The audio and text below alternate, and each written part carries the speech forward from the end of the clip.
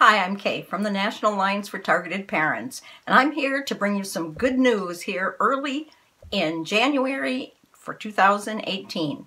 It seems like we have a lot of initiatives attacking the mission to end family court trauma on a number of different fronts. I'm going to bring a few of them to you this morning.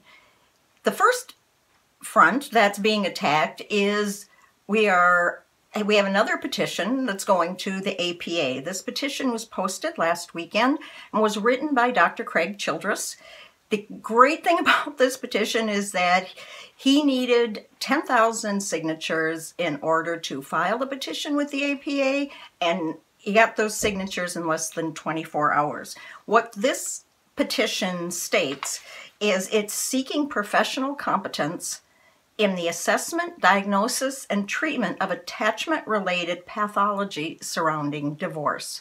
In other words, he's looking for mental health people to understand child psychological abuse by a narcissistic or borderline parent and to proceed accordingly, like file child abuse reports.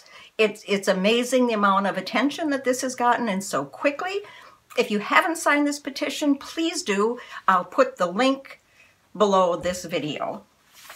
On the second front, the media front, we've got Ginger Gentile, who is an award-winning director of more than 70 documentaries, including Erasing Dad and Goals for Girls. Sorry, Ginger. Anyway, Ginger is back in America with her new project, which is called Erasing Family. This is going to be a documentary highlighting the horrible impact of family court on children. What Ginger has said is, and I'll read this to you so I don't get it wrong, millions of children systematically become hostages by the family court system after their parents separate.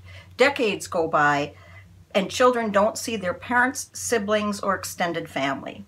These lost family bonds create irreparable psychological harm and rob children of their identities. It is one of the largest public health crises in modern times, but it doesn't receive attention because it's considered part of normal divorce. Oh, so true. What Ginger would like us to do, she's asking all targeted parents who have been erased out of their family's life to change their profile picture on Facebook and put a frame on it that says #erased. And it's just so easy to do. And it's just a way that we can show our solidarity for what we are trying to do is end family court trauma. All you do is first go to Erasing Families Facebook. Just Google that or get on Facebook and Google Erasing Families and like their page. Once you do that, then go back to your own Facebook and click on the little box that says update your profile picture. And when you do that, you'll get some frames that will come up. And one of them will say, I think it says #erased. All you do is click on that frame. It automatically pops onto your profile picture and you're done. Anybody can do this. Every targeted parent that wants to let the world know what is going on, it will generate questions, and behind that picture there's a little description where you can describe what it means to be erased from your family. So that's on the media front. On the legislative front, holy cats, there are really a lot of things going on with family court reform and trying to change family court. I can't even keep up with it, but I will try one by one. I'm going to try to pull all these pieces together so that we can, coalesce into a really strong movement. As far as legislation goes, I hate to admit it, but I've never been a real active participant in changing the legislation about children and family court, but primarily because I thought it would take too long. What I found out is no matter what we do, it takes too long. Everything takes too long when you're a targeted parent. But I'm beginning to see that changing legislation, and there's legislation in every state, is really primary to what we need to do. And in fact, I was thinking That's sort of dangerous, but I was thinking, what if there was a federal mandate that required every family court to be trauma informed? Ooh, that would change things up in a hurry. Even if you don't know what trauma informed means yet, I am telling you, it has everything to do with what goes on in family court now. The reason that they get all of our cases so wrong is because they're not trauma informed. So it's kind of amazing that that happens. So I've been starting to contact organizations that are doing court reform to see what they're doing. And last week I talked to a representative from the Family Civil Liberties Union.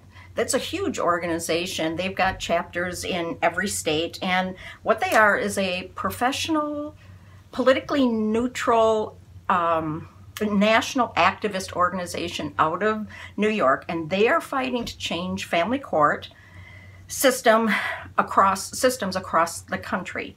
They are working to basically to do the same thing that we're trying to do, and that is end family court trauma. They talk about ending the bitter and costly and unnecessary litigation that occurs in family court. They work for gender equality rights, the certification, I like this one, the certification and oversight of matrimonial lawyers. Well, I don't think there's any of that. The establishment of firm and aggressive investigative programs for family court, and a fair, unbiased, and competent, and responsible judicial system. Wouldn't that just be something? Of course, FCLU is not the only court reform organization out there. And in fact, 2 weeks I'll be speaking at the annual meeting for Wisconsin's Fathers for Children and Families. They're the largest court reform and parenting organization in Wisconsin. And next week, I will be talking to the director of Honoring Families, which is a huge initiative out of the Institute for the Advancement of the American Legal System. That's an organization out of the University of Colorado in Denver. They've shown some very sincere interest in our initiative to end family court trauma by training advocates with the scientific knowledge to go in and change how family court judges high conflict family courts. What they say on their website, and you can go check them out. I'm really getting excited about getting in touch with all these big organizations.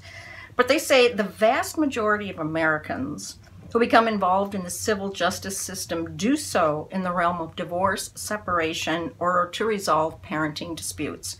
For millions of families and children who bring their problems in court every year, justice is not being served when the system is inefficient, inaccessible, and unaccountable. The IAALS Honoring Families Initiative envisions a system that empowers spouses and parents by providing them with information and options they need to chart the course that is best for their families, and offers prompt, easy access to the courts when necessary. They work towards accessible, efficient, and fair family justice. The political movement to end family court trauma is starting to cross both state lines and party lines. It's no secret that in Wisconsin, our First Lady, Tanette Walker, has been committed to helping Americans suffer from trauma. And she partnered with Maryland Democrat, and Tanette is a strong Republican, but she partnered with Maryland Democrat Helga Lust, and they have introduced a bill. This bill is set to bring awareness to Congress about trauma-informed practices and ACEs, which is fundamental to our family courts, fundamental to the health and wellness of all of our children. The bill is aimed at connecting federal funding and training with being trauma-informed. We're talking about completely changing the way Health and Human Services does business by looking at who they fund and how much they fund through the lens of trauma-informed and IAALS practices. They also are working with the Senate in terms of trying to get the Senate to acknowledge or set up a month dedicated to trauma-informed practices. And they want this out, they want these bills out on the floor almost immediately this spring. And they want, in fact, they're looking at May being the trauma-informed care month, so that can piggyback on May being Children's Mental Health Month, and also Foster Care Treatment Month. And all three of those ideas, as well as Child Abuse Month, which is April, are all intimately connected with trauma-informed practices, and they can really change the outcomes for children and families. We need you to support this bill. If you can call your state representative and tell them that you support House Resolution 443. It's being sponsored by Mike Gallagher out of Wisconsin and Danny Davis out of Illinois. Try to make it a good day, and thanks for watching. Bye.